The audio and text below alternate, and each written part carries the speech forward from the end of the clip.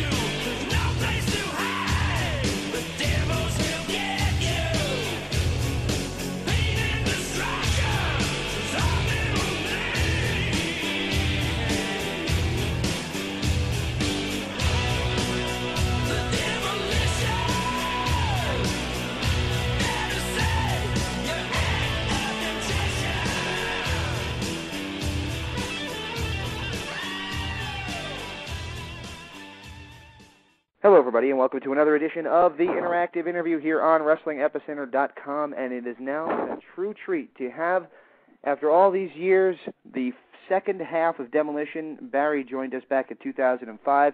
Now, welcome Bill Eadie to the program. Demolition Axe. Axe, how are you? Very good. How about yourself? Doing great. It's really an honor to have you on. As I said, we had Barry Darsow on back in 2005, which is, obviously a lot has changed since that interview.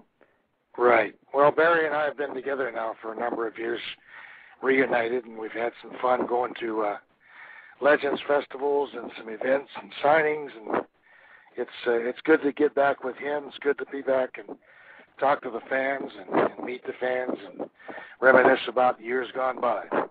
Absolutely, and that's one of the things that a lot of people have been asking us to do with you is have you on to discuss some of those years gone by. And we're not going to keep you too long today because I know you got a lot on your plate right now. But what are you up to today? What do you do these days other than the independent shows? Well, I went back to teaching. I think some of the fans knew that I was a teacher and coach before I got into wrestling.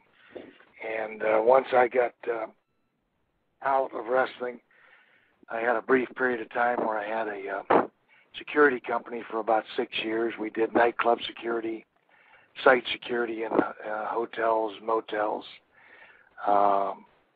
things of that nature. And then I was fortunate enough to sell it, sat around for a couple of years, and my wife and daughter said, "Isn't there something you can do?" And I went back into teaching, and I first started with teaching juvenile offenders. And now I work in a hospital setting. We still get our students from the juvenile court system, but it's teaching. I teach special education. Oh, wow. Now, do any of the kids know your past in wrestling? Well, I think the officers and some of the counselors do, but like some of the kids are too young to remember when I was active.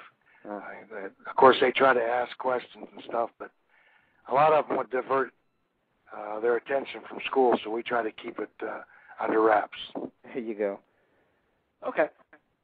Now, one of the things we wanted to talk about was the Demolition gimmick, and one of the things Barry Darsow mentioned was, though he loved the characters and the team and loved teaming with you, he hated the attire. He hated the, as he called it, S&M gear. Did you share his opinion on that?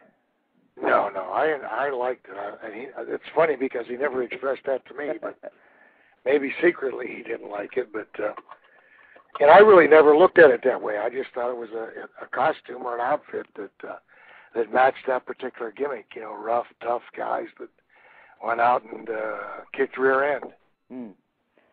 We talked about it off the line, actually. James and I, we thought that the gimmick was a lot like the band Kiss. Yeah, it was. There was a combination of a lot of things. I think that I don't think anybody with any success, or very rarely do you have your own ideas.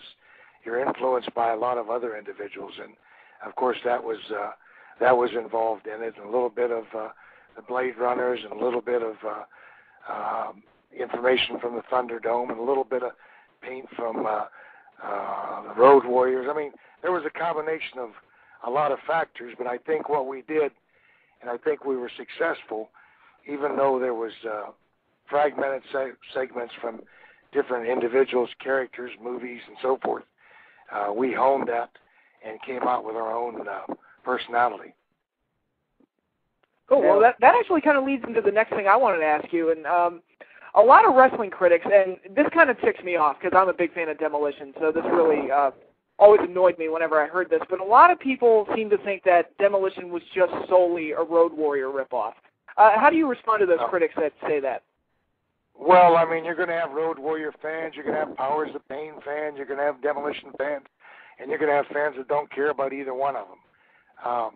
We never tried to clone them. I think that was a comparison that Demolition fans versus Road Warrior, Legion of Doom fans, and Powers of Pain.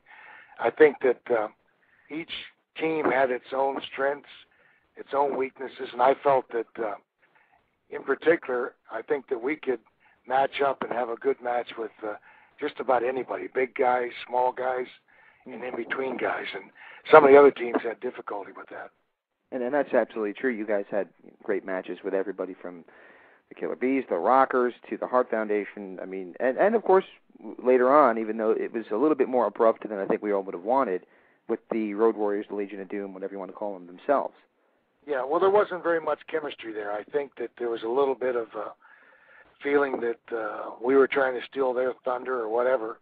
And, Animal and Hawk and we all talked about it. The matches we thought would have been a lot better, but the chemistry wasn't there.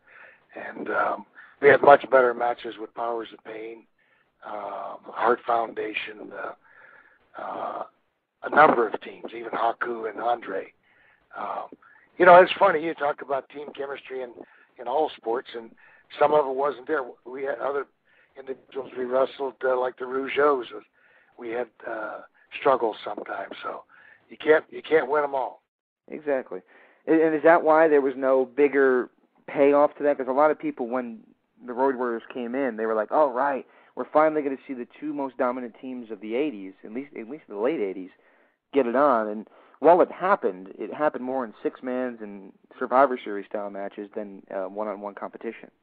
Right, and I think they were a little upset at the time because we were so popular with WWF or WWE at the time that when they came in, they said they were Demolition clones.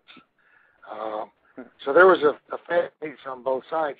I think if you remember back when they brought Flair in and he was going to go against Hogan, that was going to set the world on fire. Yeah. Well, it fizzled. It didn't. Yeah, exactly. There was so much anticipation. Sometimes the match doesn't live up to the hype. Exactly. And it kind of just, you're right, it just fizzled. And speaking of fizzling, I know that